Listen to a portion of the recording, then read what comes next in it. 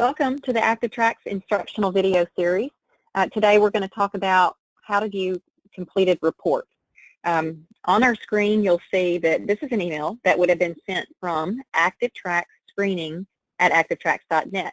Now we can skin the email address for your organization so that all emails come from Acme Inc. background checks at activetracks.net or whatever you want it to say, but our default will list it as ActiveTracks screening.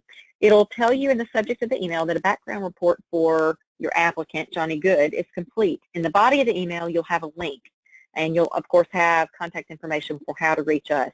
But today we're just going to assume you're going to follow that link. It's going to take you to the portal. This is where you're going to enter your account information, your user information, your user ID, as well as the password to get logged in. And once you're logged in, that link is going to take you directly to your applicant's report. So this would be for Johnny Good. This was an order we placed earlier today using the applicant quick invite, which is what we recommend because it has it streamlines all the consent disclosures, required consent from the individual. It becomes electronic, so it just becomes a part of this process. You'll see that you can click on the release form in that blue hyperlink. If you do that, it will pop up as an option to save that document, download that document, and view it. If we wanted to open that, I'll just go ahead and click on that for today's example. You can, of course, save that as a document for your paperwork and your files, of course. So here's the consent that Johnny Good signed. This is an electronic signature. It gives the IP address. It gives Johnny Good's pertinent information that he or she entered online. But skipping out of that, we're going to go back and view the report on our HTML view in our browser. So you'll see we only ordered one set of components on this individual, a multi-jurisdictional criminal database report, sex offender, sanctions list, terrorist watch list. So it's really 4 components into one hyperlink. So you may have ordered 10 different components, and if so, each would become its own hyperlink, and the moment you click that, it jumps you down to that section. So that way, if you've ordered multiple components, it's easy to navigate. But it's also a quick indicator status bar here to show you in green that this applicant, his report is complete and it's clear. There were no hits on this individual.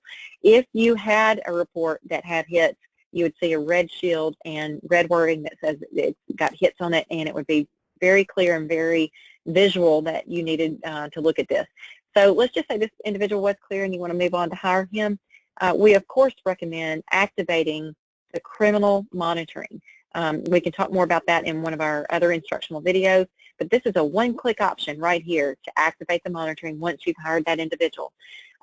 If, for some reason, you wanted to go and look at another applicant that you had hired, you don't have to go back to your email and search for the URL link that was sent to you.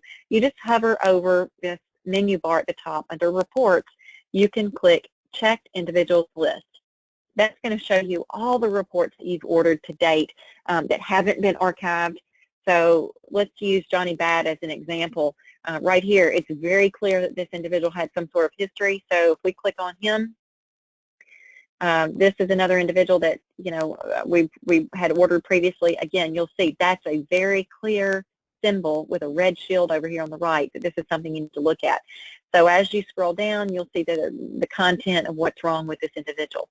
Now, using the HTML system is perfect because you have the ability then to type in notes saying applicant does not qualify for job.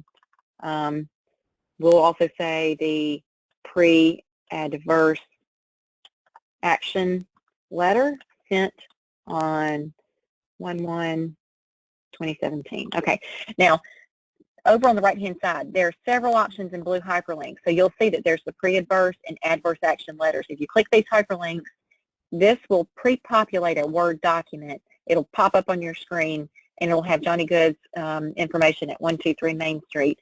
And it's ready to go. You can just simply print that letter, print a copy of this report, send it off, and then later follow up with the adverse action letter, helping you remain compliant. Now, that's just the standard language that we've built in. You, of course, can use your own system to handle that.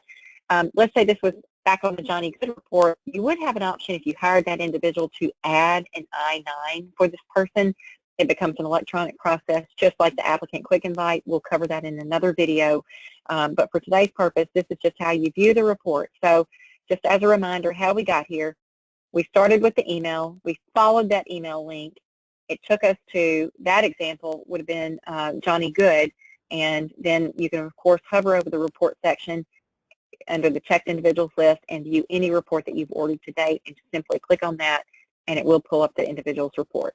Okay, that concludes today's video.